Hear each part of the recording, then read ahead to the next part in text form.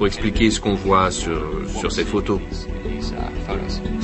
Cette expérience nous montre qu'on peut voir beaucoup de choses à travers une fenêtre à vitres multiples, et pas seulement ce qui se trouve au dehors. Absolument, ce n'est pas aussi simple que ça en a l'air. Il y a tout de même beaucoup d'objets qui sont très loin de la navette spatiale et qui ne sont peut-être ni de la glace ni de la poussière. C'est louche qu'il y ait des particules de poussière sur toutes les vidéos de la NASA. Il se pourrait bien que ce soit autre chose.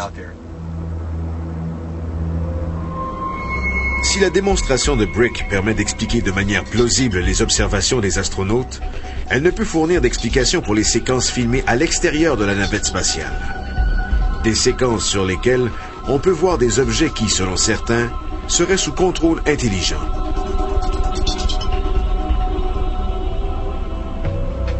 Le 6 août 2005, tout juste avant l'aube, au-dessus des eaux du Pacifique séparant Hawaï du continent américain, une caméra montée sur la navette spatiale Discovery lors de la mission STS-114 photographie plusieurs lumières non identifiées dans le ciel. L'une d'elles semble s'arrêter pour ensuite repartir dans la direction opposée. La vidéo est jouée ici à une vitesse 10 fois supérieure à celle d'origine pour mettre en évidence le changement de trajectoire. La NASA n'a donné aucune explication officielle quant à la nature de cet objet. Mais dans les cas semblables, elle affirme généralement qu'il s'agit de cristaux de glace expulsés par la navette. Toutefois, dans ce cas-ci, cette explication semble peu probable. Jack Casher, docteur en physique et professeur émérite à l'Université du Nebraska, a étudié cette vidéo ainsi que d'autres séquences de la NASA. Il est d'avis que l'hypothèse des cristaux de glace n'est pas toujours admissible. Plusieurs facteurs clés m'ont porté à croire que nous n'avions peut-être pas affaire à des particules de glace. Un objet traverse l'image. Il semble s'arrêter, mais ce n'est pas le cas. Pas vrai, Jack? Exact. En fait, il s'éloigne en décrivant un demi-cercle. Tous les autres objets dans le cadre d'image sont immobiles, sauf celui-là. Il fait demi-tour ici. La Terre est là, et il va revenir en descendant plus bas qu'il ne l'était au départ. On voit un objet sous contrôle intelligent décrire un arc et revenir vers la Terre. Y aurait-il une autre explication possible? Cet objet pourrait-il être un météore ou une comète?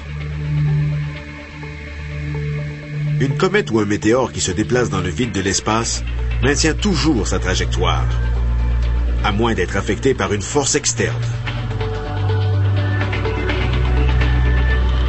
Pour que cet objet change de direction, il aurait donc fallu qu'il heurte quelque chose, ce qui ne semble pourtant pas avoir été le cas.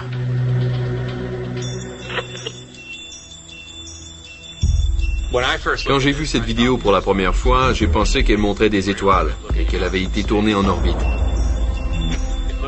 Cet objet décrit un arc parfait et s'éloigne de nous en suivant un plan d'orbite situé au-dessus de notre ligne de vision. Je ne suis pas d'accord. L'objet semble vraiment changer de direction devant nos yeux. Pour me convaincre que cet objet est sous contrôle intelligent, il aurait fallu qu'il sorte de son arc orbital. Ce que je vois, c'est un arc naturel et continu que suivrait un objet inanimé s'il se trouvait sur une orbite ordinaire. Il est difficile de déterminer si l'objet se trouve sur une orbite naturelle ou s'il change de direction. Même s'il était bel et bien en orbite, sa nature demeure un mystère puisqu'un satellite ou un débris spatial aurait eu une trajectoire orbitale différente. Mais la mission spatiale STS-114 n'est pas la seule pendant laquelle des événements anormaux ont été signalés. L'équipe ira jeter un coup d'œil à l'une des preuves les plus éloquentes à ce jour. C'est en visionnant cette vidéo que la NASA a décidé de ne pas la dévoiler tout de suite.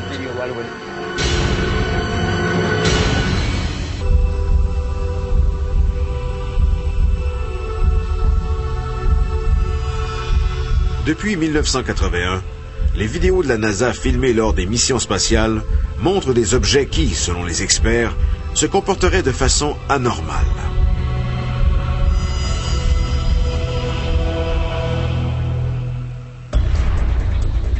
15 septembre 1991. Pendant la mission STS-48, vers 8h30, temps moyen de Greenwich, une caméra montée sur la cloison de la navette spatiale Discovery capte un objet brillant près de l'horizon. À l'écran, on le voit se déplacer de gauche à droite. Soudain, il effectue un virage à droite à une vitesse incroyable. Une caméra de télévision installée à l'extérieur de la navette enregistre la scène.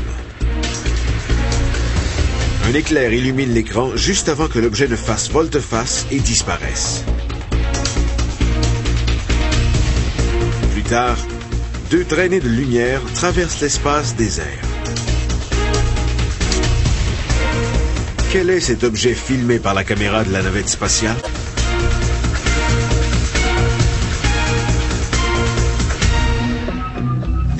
C'est en visionnant cette vidéo que la NASA a décidé de ne pas la dévoiler tout de suite. Elle est célèbre aujourd'hui.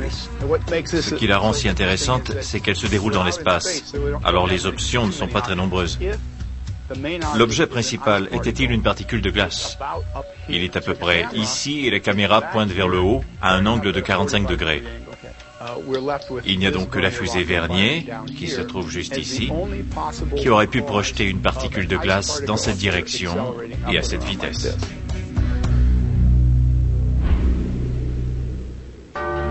Les fusées Vernier sont de petits propulseurs qui servaient à l'origine à garder les navettes spatiales sur la bonne trajectoire. La navette Discovery était équipée de 4 moteurs Vernier durant la mission STS-48. 2 pointant vers l'extérieur et 2 orientés vers le bas. Lorsque ces moteurs étaient mis en marche, il arrivait souvent que des particules de glace se détachent de la navette. On peut déterminer l'origine de certains des objets en examinant leur trajectoire en sens inverse. Dans ce cas-ci, il faudrait que le point d'origine corresponde à l'emplacement de la fusée. Mais puisque les trajectoires divergent, il est impossible que les objets aient été projetés par une fusée Vernier. Si un moteur Vernier avait causé l'accélération de particules de glace, le point d'origine de celle-ci aurait été la fusée. Mais dans les séquences, les objets se déplacent dans des directions opposées.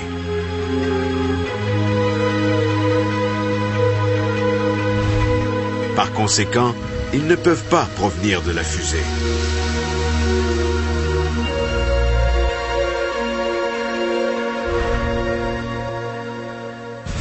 Vous allez voir que l'objet s'arrête pendant une demi-seconde. Une particule de glace n'aurait pas pu faire ça. Des moteurs Vernier ont effectivement été mis en marche à peu près à ce moment, mais il y a un écart d'1,2 seconde entre le moment de la mise en marche et le moment où l'objet principal a commencé à accélérer.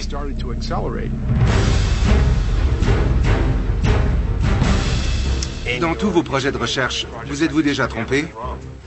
Ce que je peux vous dire avec les données dont je dispose, c'est que l'objet s'est arrêté pendant une demi-seconde.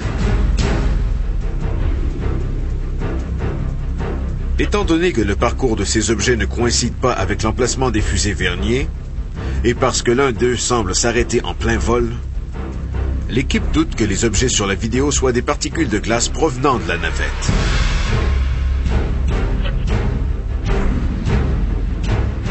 Il s'est arrêté. Ça veut dire qu'un être intelligent commandait ses déplacements.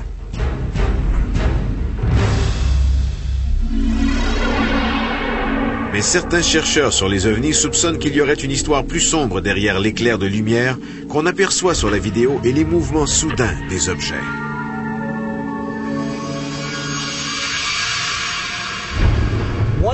D'après l'une des théories existantes, les objets qui semblent venir de la Terre sur cette vidéo de la mission STS-48 seraient des missiles ou des projectiles.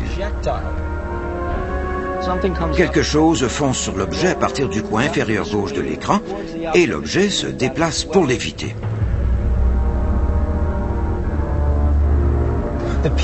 Les gens qui connaissent bien les systèmes d'armes de l'époque où cette mission a eu lieu disent que nous n'avions aucune arme de ce genre. Mais s'il y avait eu de telles armes dirigées vers l'espace, ça aurait été elles qui auraient défendu la Terre contre les ovnis venus de l'espace extra-atmosphérique.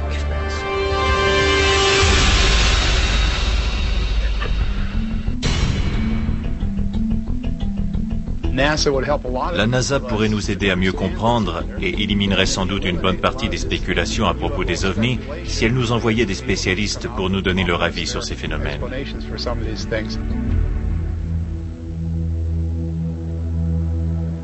Mais existe-t-il une explication à cette vidéo de la NASA que l'équipe considère comme la plus convaincante de toutes? Le 25 février 1996, une laisse de 20 km se rompt accidentellement et s'éloigne en flottant de la navette Columbia. Lorsque la laisse atteint une distance de 120 à 160 km, la caméra de la navette capte des dizaines de petits globes qui sont apparus tout autour du câble. Officiellement, on affirmera qu'il s'agissait de débris spatiaux. Mais pourquoi de tels débris s'amasseraient-ils ainsi près d'un objet? Et pourquoi semble-t-il voler en cercle autour de la laisse? La vidéo impressionne tellement l'équipe qu'elle décide de demander l'opinion du réalisateur d'expérience John Tyndall.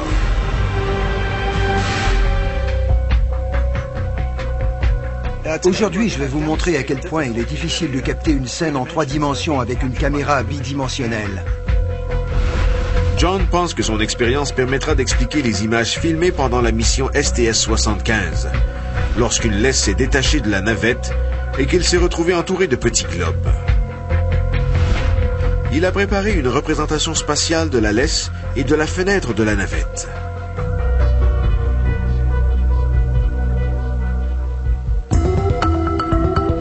Bien, vous pouvez maintenant voir la laisse qui vient de se briser. Regardez ces petits flocons ou ces petits disques, ils passent derrière la laisse. Il y en a d'autres qui semblent passer à l'avant-plan, si bien que plusieurs ont vraiment cru avoir affaire à des ovnis.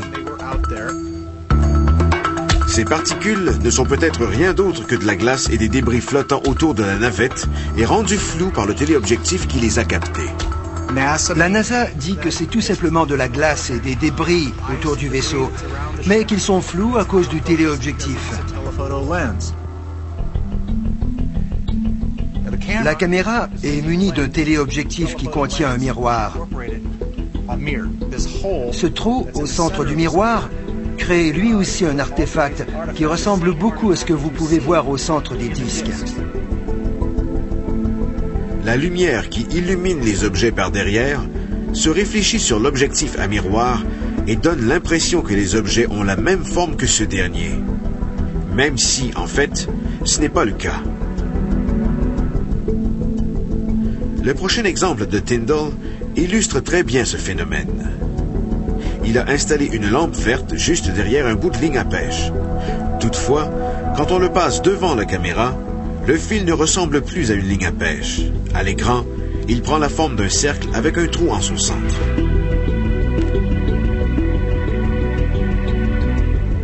La lumière du soleil éclairait les cristaux de glace par derrière et les illuminait.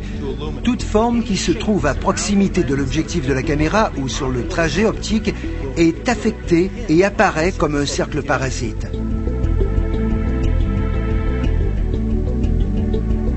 Mais même si la forme des objets peut être expliquée, pourquoi semble-t-il passer derrière la laisse et tourner autour d'elle?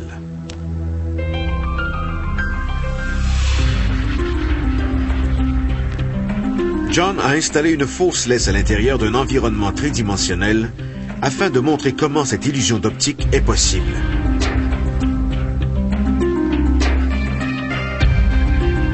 Vous voyez comme la laisse est surexposée? Même si le cercle est à l'avant-plan, on a vraiment l'impression qu'il passe derrière.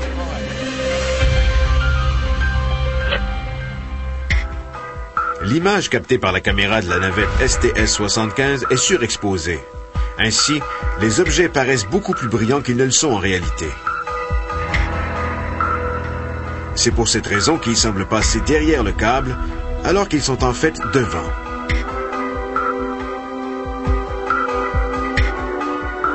Alors tu viens d'imiter un ovni? Ouais. À mon avis, John Tyndall a fait une bonne démonstration des différentes aberrations optiques qui peuvent se produire quand on prend des images avec un appareil photo ou vidéo à travers la fenêtre d'une navette spatiale.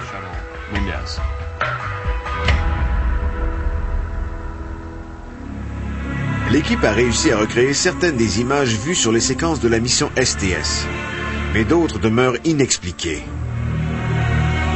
Outre la NASA, les seules autres sources possibles pour obtenir de l'information sont les astronautes eux-mêmes. Malgré le code du silence qui lie tous les employés de la NASA, mais surtout les pilotes et les astronautes, certains ont décidé de parler quand même de leurs expériences. Je suis Edgar Mitchell et j'ai marché sur la Lune. Edgar Mitchell est le 6e homme à avoir marché sur la Lune. Il croit que l'existence d'une intelligence extraterrestre est fort probable. Monsieur Mitchell, vous n'êtes pas le premier astronaute à parler publiquement d'ovnis et d'extraterrestres. Pouvez-vous me dire qui sont les autres? J'ai parlé à beaucoup d'astronautes et de personnes du gouvernement et de divers organismes de renseignement au fil des ans, et je suis presque sûr que nous avons déjà reçu la visite d'extraterrestres. L'idée que nous soyons seuls dans l'univers est plutôt absurde. Puisque les astronautes sont des gens hautement qualifiés, pensez-vous que leurs signalements d'OVNI doivent être pris au sérieux? Presque toutes les observations faites par les pilotes et les pilotes d'essai devraient être considérées comme crédibles. Mitchell suggère que les organismes gouvernementaux comme la NASA ne diraient pas toute la vérité.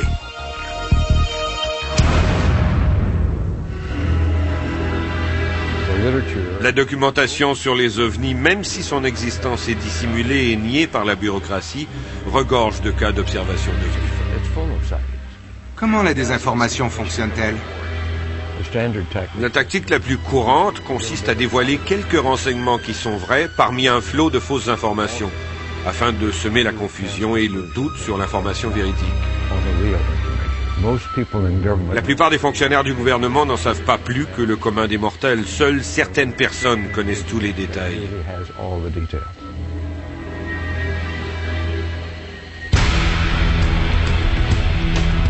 Pourquoi la NASA continue-t-elle de garder le silence à propos des ovnis? Est-ce parce que ce sujet ne figure pas sur la liste des priorités? Ou parce qu'elle cherche à cacher des faits bien réels? L'équipe approfondit son examen des témoignages d'astronautes. Je suis Brian O'Leary, docteur en astronomie et ex-astronaute de la NASA.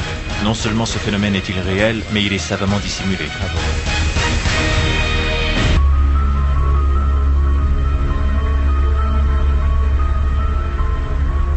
L'équipe a réussi à prouver divers éléments au cours de son enquête sur la NASA. Certaines preuves obtenues permettent d'expliquer les observations des astronautes et les vidéos de la NASA. Mais quelques astronautes continuent d'afficher leur certitude quant à l'existence des ovnis. Et la NASA est au courant de ce qu'ils ont vu depuis les toutes premières missions spatiales habitées.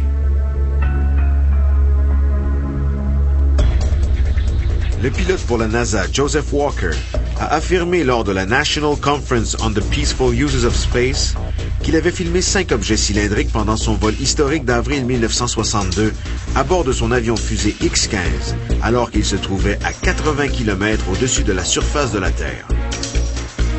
Il a ensuite révélé à son auditoire encore sous le choc qu'il avait filmé le mois précédent 2 objets en forme de disque. Seule une image fixe a été divulguée par la NASA.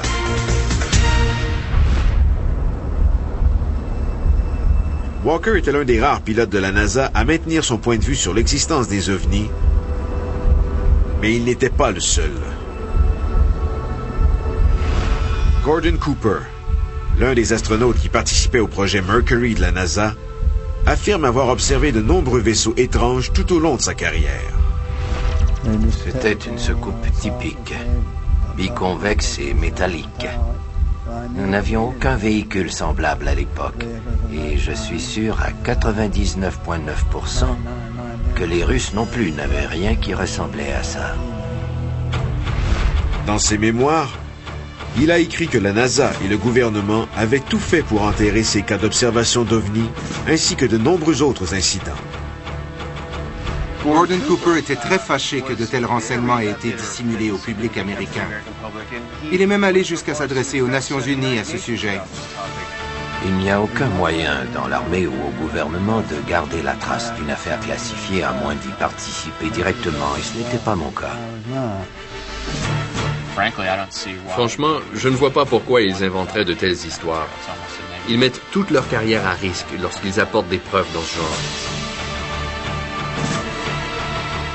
En 2008, un autre ex-astronaute a décidé de révéler ce qu'il savait.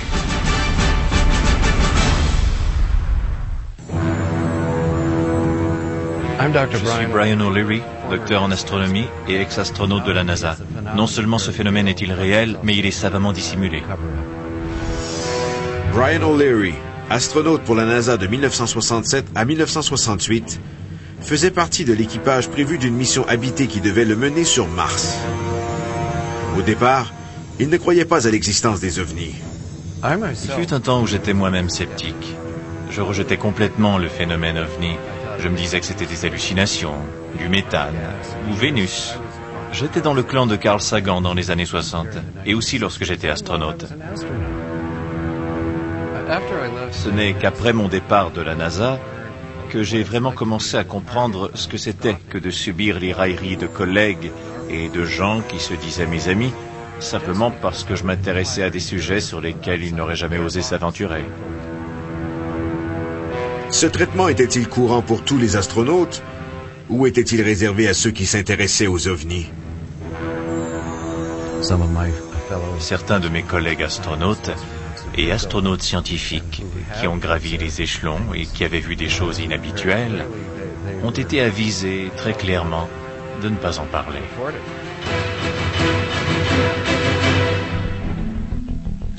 Ce sont de telles mesures qui empêchent les chercheurs sur les ovnis et les autres experts en la matière d'obtenir une réponse claire à leurs plus grandes questions. Pourquoi la NASA esquive-t-elle continuellement le sujet des ovnis? Nous avons de nombreux documents. Le rapport Condon, le signalement d'OVNI de James McDavid et Ted White. Avec tout ce que j'ai entendu, je crois maintenant qu'il y a bien plus que de simples contradictions dans les politiques et que la NASA nous a monté un bateau pour dissimuler l'existence des ovnis. Est-ce que la NASA dissimule quoi que ce soit? J'en doute. En fait, il n'y a probablement pas grand-chose à cacher dans les dossiers de la NASA, à part ces vidéos mystifiantes et quelques témoignages. Que fais-tu des témoignages des astronautes? On ne peut quand même pas les ignorer. On ne peut pas les ignorer, non. La NASA possède-t-elle déjà la preuve qu'il existe une intelligence extraterrestre? D'après l'équipe, jusqu'à ce que toutes les photos et les vidéos des incidents soient divulguées et que les discussions libres soient permises à leur sujet, les dossiers de la NASA demeureront ouverts.